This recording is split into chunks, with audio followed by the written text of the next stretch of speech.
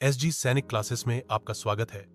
आज का टॉपिक है पानी के सुल्तानों की यात्रा, dams of India. Bhakra Nangal, पहाड़ों का सम्राट। सबसे पहले आया हिमालय का राजा, भाखड़ा नांगल डैम, जो सतलुज नदी पर बना है। यह एशिया के सबसे ऊंचे कंक्रीट डैम्स में से एक है। ढाढ़ पंजाब और हिमाचल की शान है ये। ईज ने कहा, मैं भारत को बिजली और सिंचाई देता हूं। टिहरी, पहाड़ों का विशाल योद्धा। अब आया उत्तराखंड से टिहरी डैम, जो भागीरथी नदी पर है। यह भारत का सबसे ऊंचा डैम है। आधा उत्तर भारत को पानी और बिजली देता है, आधा इसकी ताकत से पहाड़ों में भी उजाला होता है। हीराकुंड, ओडिशा का सिंचाई सम्राट।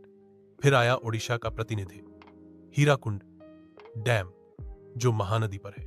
दंड, यह एशिया का सबसे लंबा बांध है। इज ने कहा, मैंने सूखे ओडिशा को हरा भरा कर दिया। सरदार सरोवर, नर्मदा का रखवाला। अब आया गुजरात, मध्य प्रदेश और महाराष्ट्र का हितैषी सरदार सरोवर डैम, डोब। यह नर्मदा नदी पर बना है।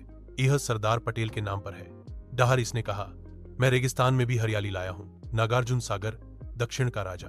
अब पहुंचा आंध्र प्रदेश और तेलंगाना से नागार्जुन सागर डैम। यह कृष्णा नदी पर है।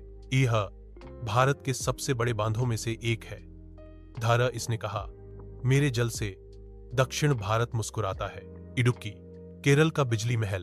अब आया हरे भरे केरल से इडुक्की डैम, जो पेरियार नदी पर है।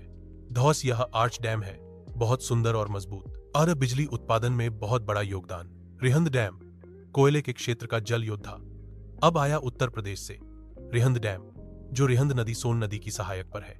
इसे गोविंद बल्लभ पंत सागर भी कहा जाता है। यह कई थर्मल पावर प्लांट को जल देता है। प्लीज चैनल को सब्सक्राइब और शेयर करें।